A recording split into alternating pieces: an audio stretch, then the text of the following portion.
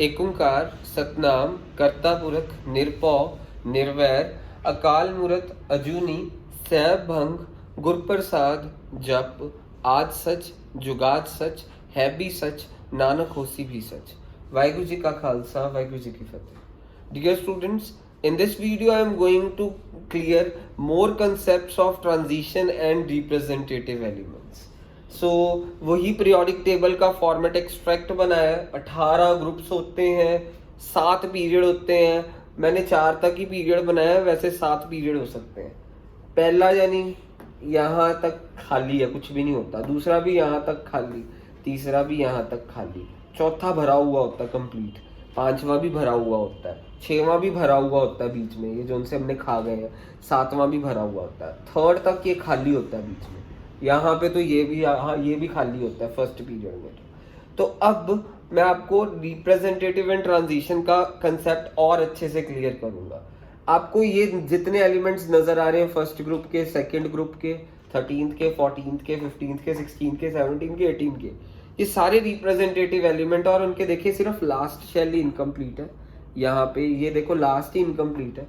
First shell तो complete है ना, देखो लास्ट ही इनकम्प्लीट है, मींस सेकंड शेल कंप्लीट है, लास्ट वाला ही इनकम्प्लीट है, लास्ट वाला ही इनकम्प्लीट है।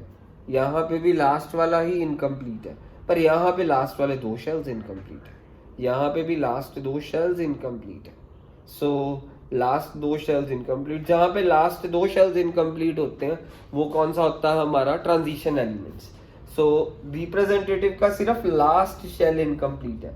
अब देखिए फर्स्ट ग्रुप में वैलेंस इलेक्ट्रॉन कितने हैं, 1। सेकंड ग्रुप के वैलेंस लास्ट वाले शेल में इलेक्ट्रॉन कितने हैं, 2।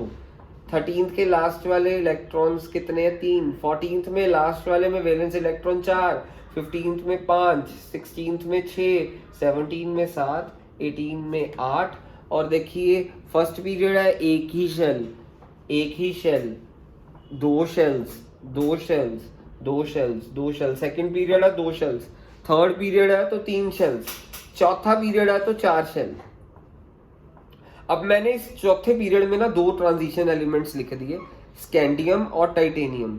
स्कैंडियम थर्ड ग्रुप का एलिमेंट है, जो मैंने थर्ड ग्रुप लिखा नहीं हुआ ऊपर, और ये टाइटेनियम फोर्थ ग्रुप का। इसकी इलेक्ट्रॉनिक कॉन्फ़िगरेशन ऐसी होती है कि जो सा ग्रुप नंबर 3 होता है ना, उसके वैलेंस इलेक्ट्रॉन 1 होते हैं।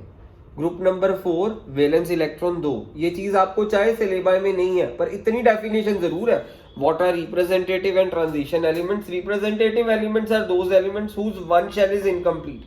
Transition elements are those elements whose 2 outermost shell are incomplete. 2 shells incomplete होते हैं outermost वाले। पर इसका कंसेप्ट फिनोमिना जरा ध्यान से देखिएगा। 2 के बाद ग्रुप कौन सा आएगा, 3, जो कि आप इसलिए नहीं लिखते क्योंकि 10th के सिलेबस में नहीं है। थर्ड ग्रुप के वैलेंस इलेक्ट्रॉन भी 1 होंगे। इसके नीचे जितने भी एलिमेंट्स होंगे ना, 5th पीरियड के यानी थर्ड ग्रुप में, 6th पीरियड में थर्ड ग्रुप में, मींस थर्ड ग्रुप के नीचे जाते जाएंगे तो वैलेंस इलेक्ट्रॉन 1 ही आएगा। ये फोर्थ ग्रुप का एलिमेंट है टाइटेनियम, मींस यहाँ पे तो कोई एलिमेंट होता ही नहीं, एग्जिस्ट ही नहीं करता, यहाँ पे भी नहीं, पर यहाँ से एग्जिस्ट करने शुरू कर जाते हैं। फोर्थ ग्रुप के यानी टाइटेनियम में वैलेंस इलेक्ट्रॉन 2 होंगे, याद रखिएगा। ये मत सोचना फोर्थ ग्रुप है तो 4 वैलेंस इलेक्ट्रॉन होंगे, नहीं। 5th है तो कितने वैलेंस इलेक्ट्रॉन होंगे, 5, ऐसे होता है रूल। और जो सिलेबस में है, फर्स्ट में 1 वैलेंस इलेक्ट्रॉन, सेकंड में 2 वैलेंस इलेक्ट्रॉन, 13 में 3, 14 में 4, 15 में 5। पर ये जो उनसे ट्रांजिशन एलिमेंट जो उनसा थर्ड ग्रुप में है, उसमें वैलेंस इलेक्ट्रॉन 1 होंगे। तभी तो स्कैंडियम की इलेक्ट्रॉनिक कॉन्फ़िगरेशन कैसे लिखी है, लास्ट शेल में कितने इलेक्ट्रॉन होंगे, मैंने तुम्हारे को बोला 1।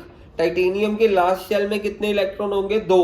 तो मींस इसकी इलेक्ट्रॉनिक कॉन्फ़िगरेशन पहले में तो 2 होंगे ही, आपको पता, दूसरे में 8, तो बचे कितने, 10 इधर लिख दिए। यहाँ पे भी पहले में 2, दूसरे में 8, आपको ये भी पता लास्ट में 2 होंगे, तो मींस बचे क्या, 10। तो ये आपको ट्रांजिशन एलिमेंट्स वाला कंसेप्ट बता दिया। देखो इसमें एक ये शेल इनकम्प्लीट है, एक ये शेल इनकम्प्लीट है, एक ये। यहाँ पे सिर्फ रिप्रेजेंटेटिव्स में सिर्फ लास्ट शेल इनकम्प्लीट था। यहाँ पे भी देखो लास्ट शेल इनकम्प्लीट, लास्ट ही इनकम्प्लीट है, लास्ट ही इनकम्प्लीट है। यहाँ पे ट्रांजिशन में लास्ट 2 शेल्स इनकम्प्लीट है। सो ये रिप्रेजेंटेटिव एंड ट्रांजिशन का कंसेप्ट हो गया। अब न्यूक्लियर चार्ज टर्म देखिएगा। न्यूक्लियर चार्ज, एटॉमिक नंबर को न्यूक्लियर चार्ज कहते हैं, याद रखिएगा, एटॉमिक नंबर को हम न्यूक्लियर चार्ज कहते हैं। तो आप खुद सोचिए, अगर आपको ट्रेंड पढ़ना हो न्यूक्लियर चार्ज के बारे में तो आप क्या करेंगे? एटॉमिक नंबर को हम न्यूक्लियर चार्ज कहते हैं, और न्यूक्लियर चार्ज का ट्रेंड जरा ध्यान से देखिएगा कि अक्रॉस द पीरियड ऐसे न्यूक्लियर चार्ज बढ़ रहा है, यहाँ पे भी न्यूक्लियर चार्ज, एटॉमिक नंबर बढ़ रहा है, न्यूक्लियर का चार्ज बढ़ रहा है, एटॉमिक चार्ज बढ़ रहा है, यहाँ पे भी डाउन द ग्रुप पे भी देखो न्यूक्लियर चार्ज बढ़ता है। सो एटॉमिक नंबर को न्यूक्लियर चार्ज कहा जाता है, ये चीज को याद रखिएगा। Nuclear charge, it is the positive charge present in the nucleus of atom. Nuclear charge की डेफिनेशन क्या है? It is the nuclear charge is the positive charge present in the nucleus of an atom which is equal to number of protons in the nucleus.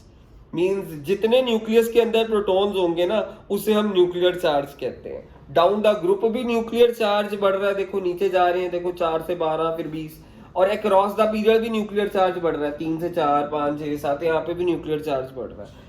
So nuclear charge, it refers to the positive charge present in the nucleus of an atom which is equal to number of protons present in it. और number of protons को क्या कहते हैं हम? Atomic number. Number of electrons को भी क्या कहते हैं? Atomic number.